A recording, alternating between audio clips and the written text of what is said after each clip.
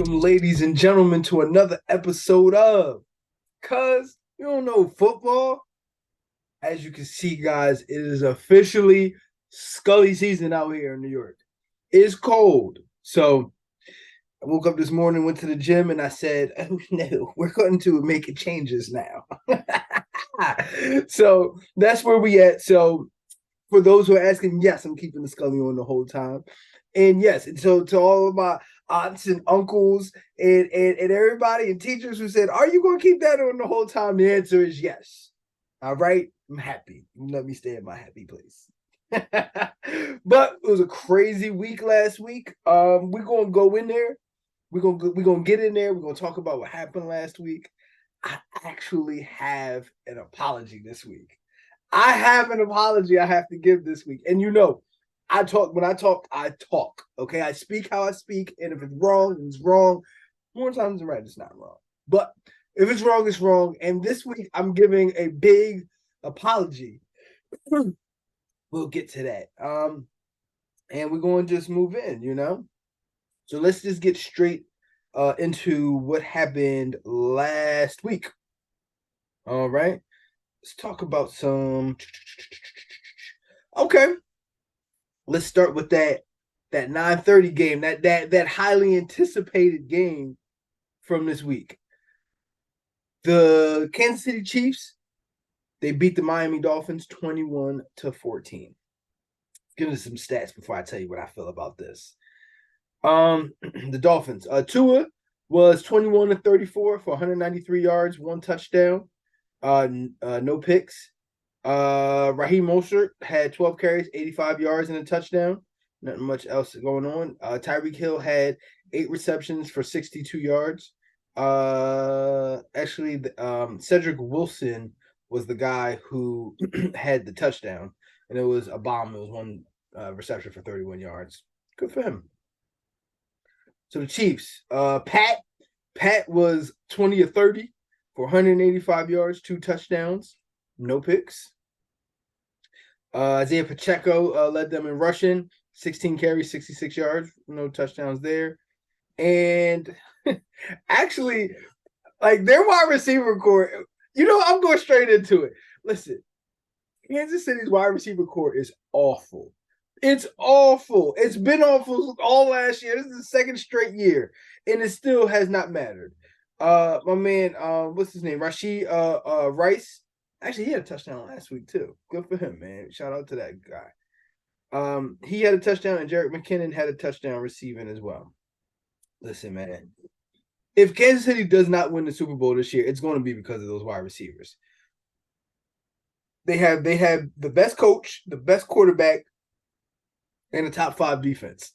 If this wide receiver core drops the ball, it's going to be all their fault. And that's all I really got to say about Kansas City.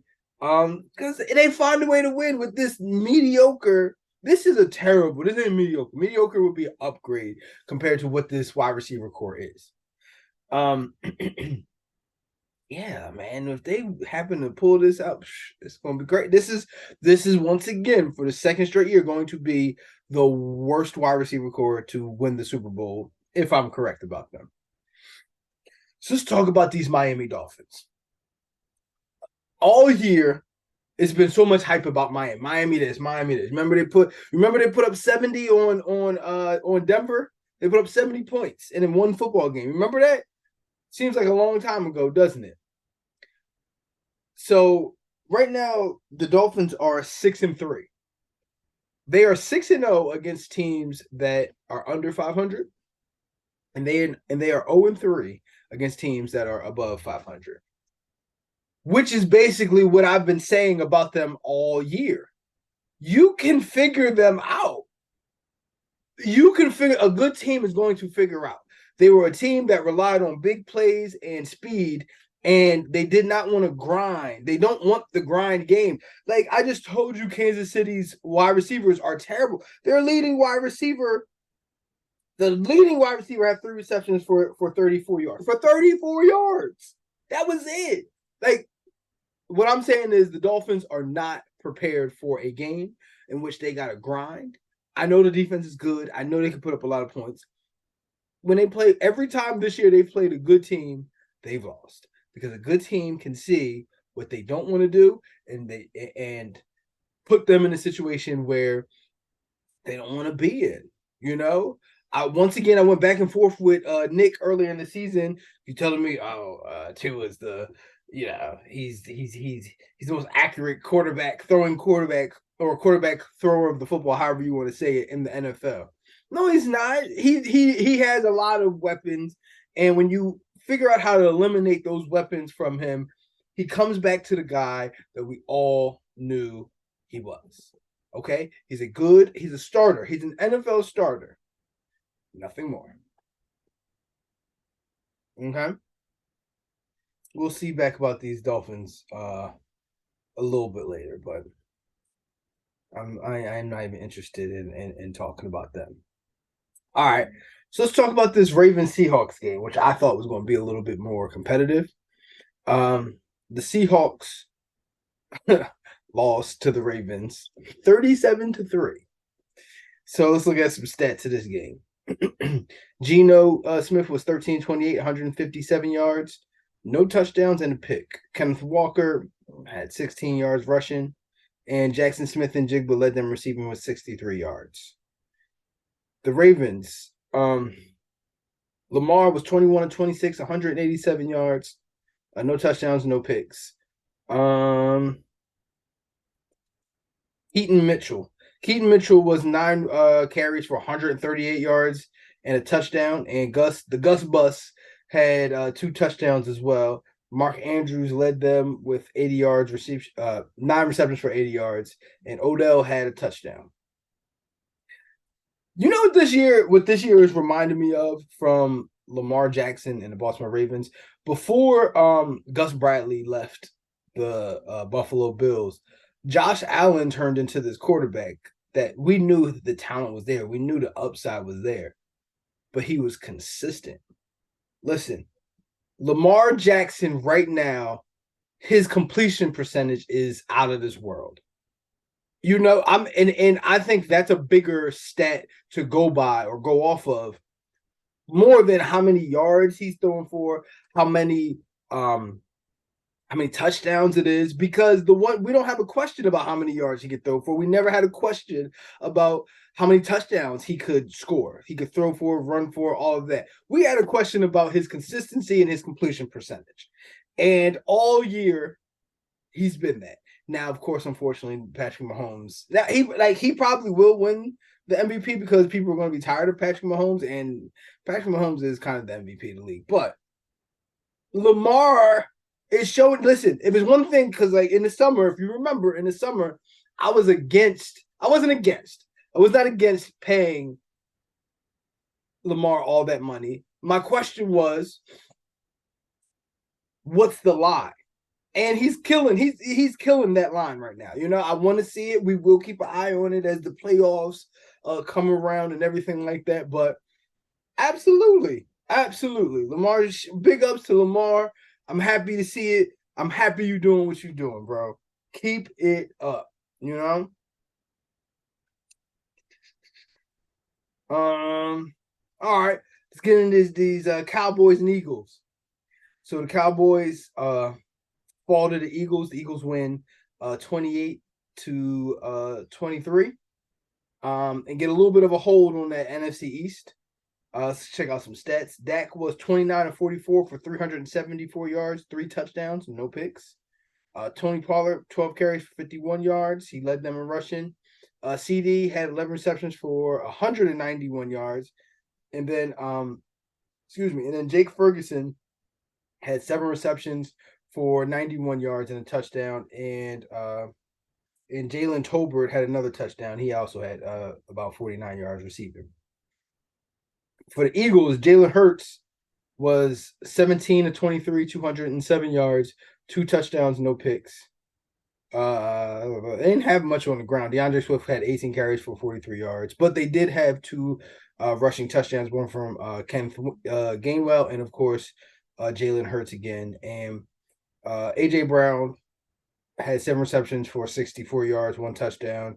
Devontae Smith had 51 yards receiving and another touchdown. When it comes to this game came down to. So I'll say this: this game was kind of a pick'em game, and I'm not overreacting to the loss of Dallas or the victory of Philadelphia because the only way that I'll overreact is if Philly sweeps Dallas. I knew Dallas was not going to sweep Philly. I don't think Philly's going to sweep Dallas. So I think they're going to meet again, and I expect the result to be different. However, when the analysts talked about this game, they talked about execution, late game execution.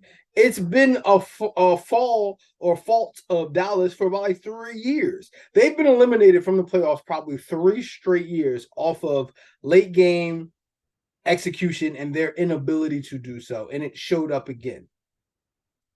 When down the stretch, it shouldn't have been they should not have even been in position. The refs threw pass interference on one play, then they did it on another play, and then it was like another good completion, and in about like 20 seconds they got down to like the 10-yard line. You got to cash that in. But what did they do? Then they get a penalty, they get a sack, and now you're in a situation that you didn't want to be in after all of that. That's exactly what everybody's talking about. So that execution, whether it's supposed to be better players or the players that are there are good enough, and it's now the coaching and the coaches aren't putting them in the right position in those circumstances. However you want to spin it, Dallas has consistently shown when you need them to take a step up, they take a step down. And they've done that a lot. And this year's not going to be any different to me. You're literally looking at how Dallas is going to lose when they get to the playoffs, because they're a playoff team. When they get to the playoffs, that's how they're going to lose. They're going to be competitive. They're going to show that they might even outplay the team that they lose to. And down the stretch, is going to be penalties and turnovers and sacks, and that's what it is, So I'm not against Dallas. You know what I mean? Like I'm really not against Dallas. I just think we've seen this, and to act like we have not seen this, I think it's criminal, because you're hyping up something that shouldn't be hyped up. Dallas is another team just like Miami. Dallas up to this point does not have an impressive victory all year if you look at it now at this point. They don't. So cool, beat up on the teams that you're supposed to beat up on, but let's see. All right, moving on. The Cincinnati Bengals did in fact beat again the Buffalo Bills 24-18. Josh Allen was 26-38, 258 yards, 1 touchdown, 1 pick. He also led them in rushing with 8 carries for 44 yards and a touchdown. Stephon Diggs had 6 receptions for 86 yards and touchdown. And Dalton Kincaid, 10 receptions, 81 yards. And that's basically what went on there. Joe Burrow was 31-44 for 348 yards, 2 touchdowns, no picks. Not much on the ground. Joe Mixon was 14 carries for 37 yards, but he did have a touchdown. T. Higgins had 8 receptions for 110 yards. And they did a great job of taking away Jamar Chase all year. I told y'all before this game even started, the Bengals have the Bills' number, okay? The Bengals have the Bills' number. The Bills do not want to see that this is the second team that the Bills do not want to see in the playoffs. They don't want to see Kansas City, definitely, and they don't want to see Cincinnati, okay? Those are 2 teams that are better. Right now, if the playoffs started right now, Buffalo would be out of the playoffs. Now, is that going to stay that way? No. We could take a deep breath and we could, see what's going to happen. But Buffalo don't want to see Cincinnati. That's my side from Buffalo. Buffalo, you got to figure out who you are. You got to get consistent at whatever it is that you're trying to be consistent at, because we don't know I want to see it in the comments. Does anybody know who Buffalo is? What's their identity? We know it's Josh Allen. Is it Josh Allen or bust? Is it Josh Allen to Diggs or bust? Or what is their identity? Because week to week, it's like they're finding ways to lose games and they're moving downward. Even when we picked in the summertime, if you remember the playoff predictions that we picked, I picked Buffalo to win the division, but I wasn't sold on that.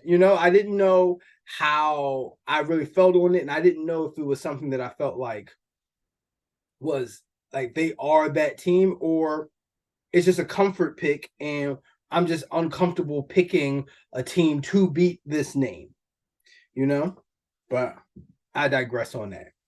But in terms of the Bengals, I done told y'all the Bengals are back, okay? Joe Burrow is back. The Bengals are back.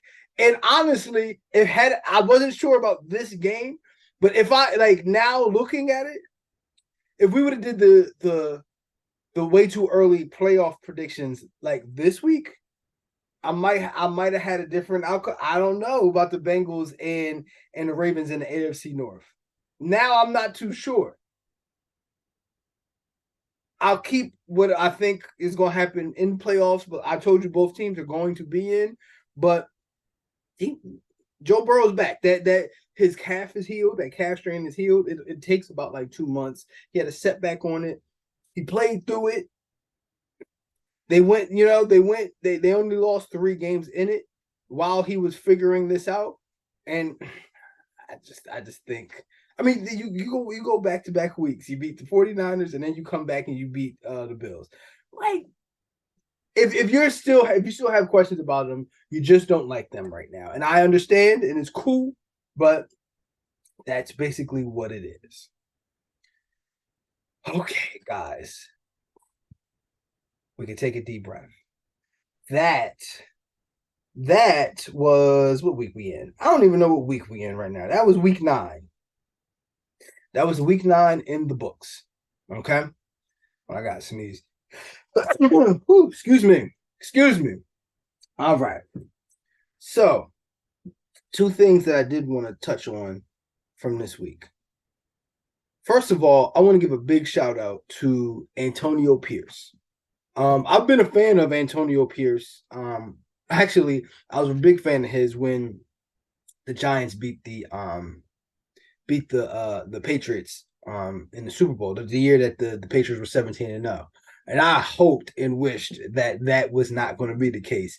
Man, Antonio Pierce and the New York Giants came through and they shocked the world. And he's doing it again. He said he's had butterflies 3 times in his career. His first game, that Super Bowl, and the first time that he coached. He was the head coach. And I think he's turned out I think he's 3 for 3, at this point. Shout out to Antonio Pierce. And just like he said, being a black coach, having a black general manager, and a black president of operations, of the president of the operations, that's a big deal. That's a big deal. So who he is, what he stands for, I can't say enough about him. I'm hoping for another victory for him. I know I'm over here. I actually just recognized it. I'm actually in black and silver right now. I look like I'm a Raiders fan. I'm not, but I'm really rooting for him. You know what I mean? Especially now that we can prove that Josh McDaniels is really a terrible head coach. He's one of the worst head coaches. The only time he ever won, he cheated. And DJ Moore, was it DJ Moore? DJ Moore definitely said it. They went 6-0 when he was the head coach of the Broncos. They went 6-0, and then they couldn't win another game. And he said he found out, we was cheating. They was cheating. Okay, that's what it is. So he fucked over my Colts, and I didn't want his ass anyway. First of all, I never wanted his ass anyway. But he fucked over my Colts. Said he's going to be there, then says, I'm going to just go back. Then he gets his opportunity to be a head coach and shows again he's terrible. We were so glad that you didn't choose. You know what Beyonce say? What goes around comes around, and you was the best thing we never had, okay? We are, or should I say, we are the best thing you never had. Okay, I'm glad that you made that choice. It's awful. I don't ever want to hear about him. If he gets another head coaching try, we need to have some more conversations. And that's all I'm saying. But Josh McDaniels is terrible. And I'm glad that Antonio Pierce showed that he's a better head coach than you'll ever be. Shout out to Antonio Pierce, man. I'm so proud of you. Not to say that I'm on any level to say that I'm proud of you, but as black men, I'm very proud of what you just accomplished, man. And I want to see more from you, man. You've never underachieved. All right, guys. I gotta admit something. I gotta admit something. So let me just get to the the stats because I have to make an apology. Okay. So I have to make an apology. When this season started, we looked at um right after the draft, excuse me. Let me say that again so that part can get edited out. When this season started, we looked at the draft that just happened and some of the things that I said that some of these quarterbacks are going to be busts. Well, one I was absolutely wrong about.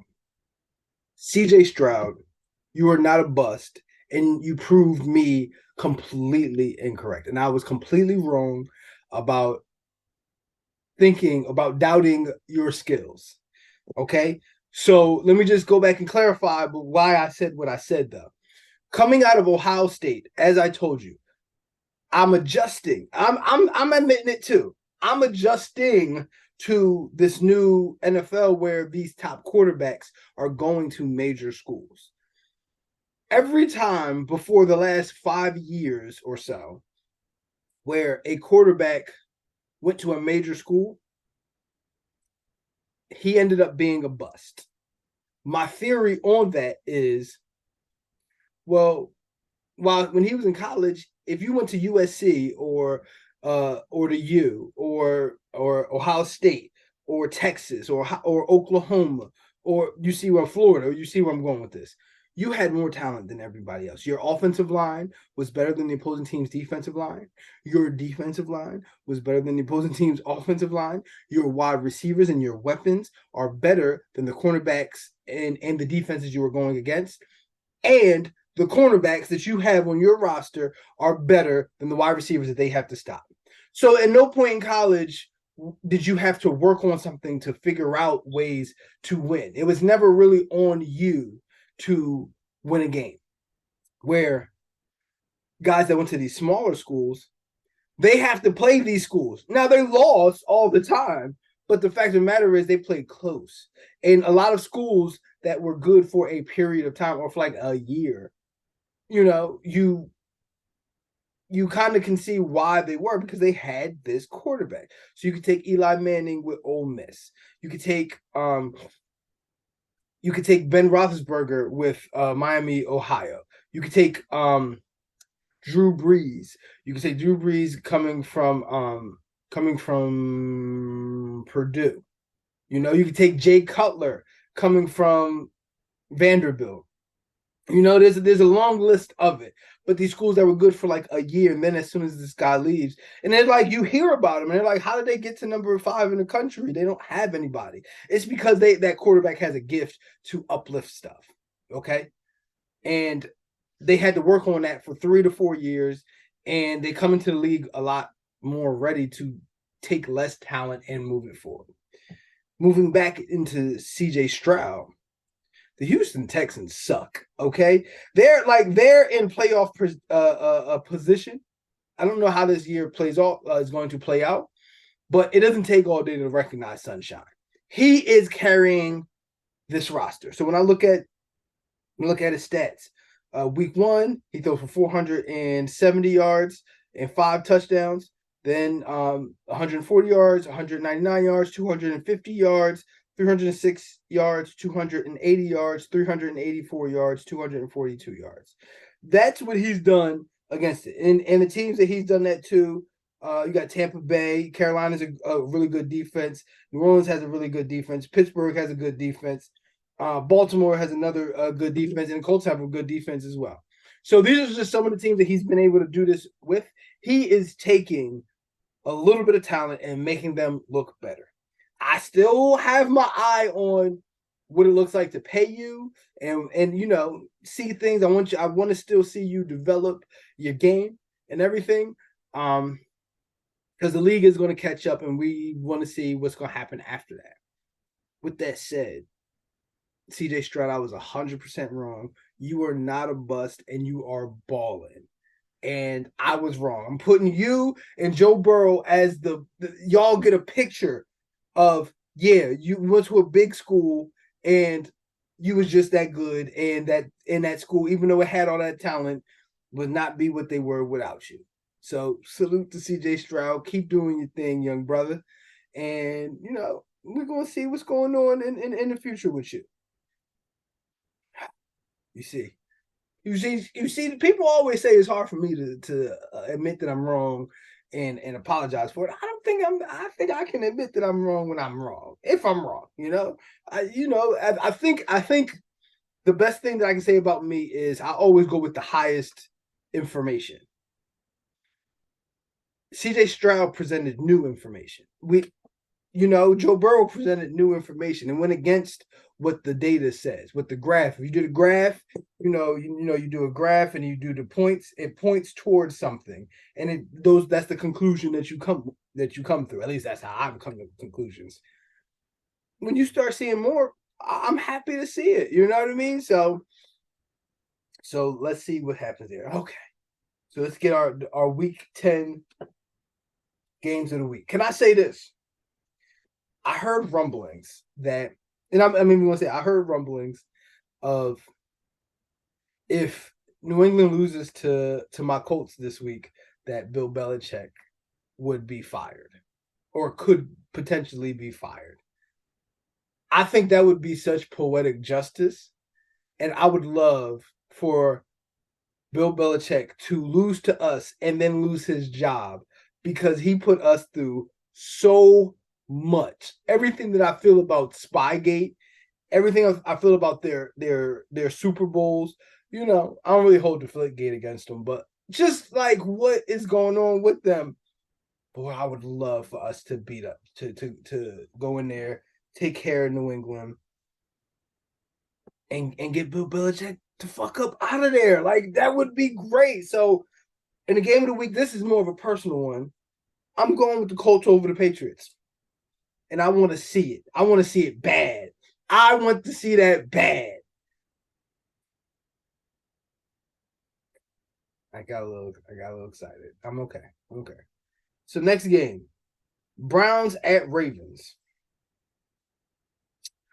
Did the Browns and Ravens play already? I'm not sure if the Browns and Ravens played already. Let me take a look at that. Give me 1 second.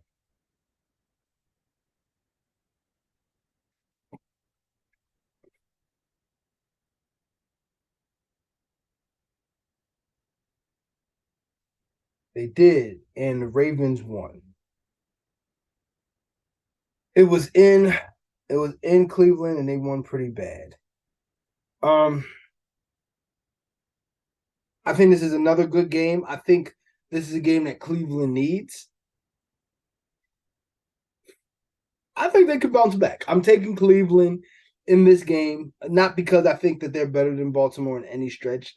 Division games, second game, they get to respond from and learn from how they won. Let's see. But if the Ravens win this, I might have to change my tune on where I feel as though the Ravens ceiling is, because this is the team that don't like you, and you beat them and embarrassed them. So if you beat them again, then that's consistency, baby. Next up, we got 49ers at Jaguars. It's in Jacksonville, and 49ers coming off of a 3-game skid, and they had a week off. There's no question in my mind. I think the 49ers are going to win this game. There's no question in my mind. I'm taking the 49ers to handle business. They got a week off. They had to, 4 games straight. That would be crazy. So No, I'm picking the 49ers in that game. Um, there's actually some interesting games. Lions Chargers. I think the Chargers need this game more. I don't think they'll make the playoffs, but if they win this game, that would be a very big push for them to get into the playoffs and build momentum. Um, so I'll go. I guess I'll go with the Chargers on this game. You know, and you know what? Fuck it, I'm throwing it on there too. The Texans and Bengals, not because I think it's like a crazy game. It's just the Texans have played good enough to earn. They have played good enough as a unit to earn to be talked about on this list. So I do think the Bengals are going to win, but I told you I talk about teams. If you do something exceed some, exceed where you are playing another good team, we're gonna talk about it. So, ladies and gentlemen, that was the show. We did this together. It was just us today. It was just us today. Second week back to back. It's just us. Listen, we got an apology. See what happens when we get to be by ourselves. We get to a lot of realizations. We get to apologize, and we get to the feelings. We get to the feelings. So that's that. But this is the end of week 9 going into week 10. I'm very excited about this weekend. There's gonna be a lot of games on here. So once again, you can check us out Spotify, YouTube for the full episodes. Then check us out on Instagram, TikTok, Facebook. We all over the place. We blowing up right now. And like I say every week, and I try to tell people, they never listen to me until they come here and they figure it out.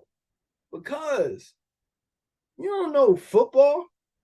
Yo, just like the man Martin said, I see you when I see you. Peace.